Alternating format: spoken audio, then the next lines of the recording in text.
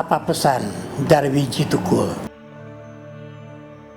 Wiji Tukul adalah seorang penyair pemberani yang mendengar namanya kita teringat nasibnya.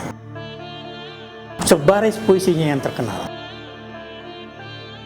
maka hanya ada satu kata, lawan. Judulnya peringatan. Baris-baris puisi Wiji Tukul dihafalkan oleh para buruh, tukang becak, rakyat biasa dengan semangat bahwa Wiji Tukul adalah juru bicara kesengsaraan nasib mereka. Dia mungkin bukan penyair besar, dia mungkin bukan penyair adiluhung, tetapi mana ada satu penyair di Indonesia yang popularitasnya di kalangan rakyat biasa bisa melawan Wiji Tukul.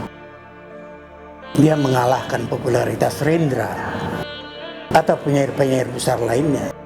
Dia mengalahkan popularitas Sutarji karena dia adalah juru bicara rakyat biasa. Namun nasibnya sungguh mengerikan. Pertama sekali dia menghilang ketika terjadi peristiwa 27 Juli tahun 1997 ketika kantor PDIP Perjuangan disebut. Dia menghilang untuk waktu yang agak lama. Tetapi kemudian dia muncul lagi dan sesekali masih bisa menulis puisi buat anaknya Wani. Inilah puisi buat anaknya yang menarik.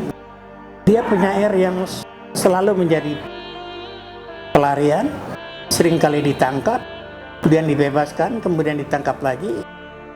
Dan pada tanggal 12 Agustus 1996, dia mengirim sebuah puisi buat anaknya Wani. Begini puisinya. Wani, bapakmu harus pergi. Kalau teman-temanmu tanya, kenapa bapakmu dicari-cari polisi? Jawab saja, karena bapakku orang berani.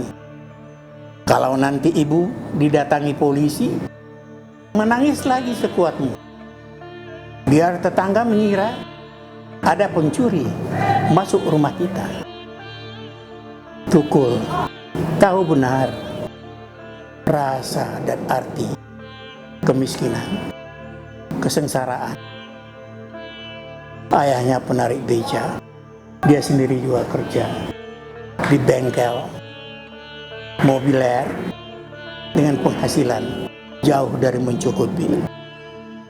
Sehingga puisi Tukul itu ditulis dengan keringat dan darah. Coba bayangkan bagaimana seorang penyair punya puisi seperti ini.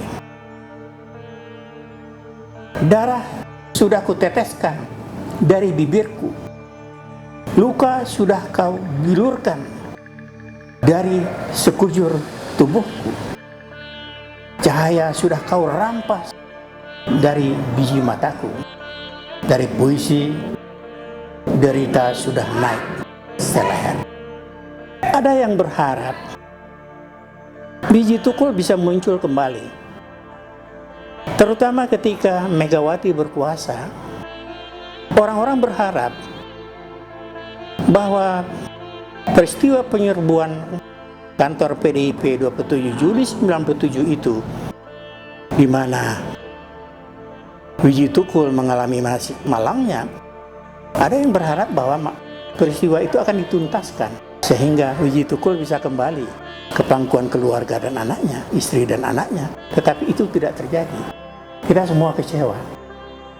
Bagaimana seorang Megawati tega tidak menuntaskan persoalan itu. Tetapi bukan itu masalahnya sekarang. Masalah kita adalah masalah bagaimana nasib Wiji Tukul yang selalu jadi tanda tanya. Pesan dari hilangnya Wiji Tukul adalah perubahan rejim di Indonesia tidak berarti ada kemajuan dalam pemulihan hak-hak kemanusiaan warga negara yang sudah dirampas.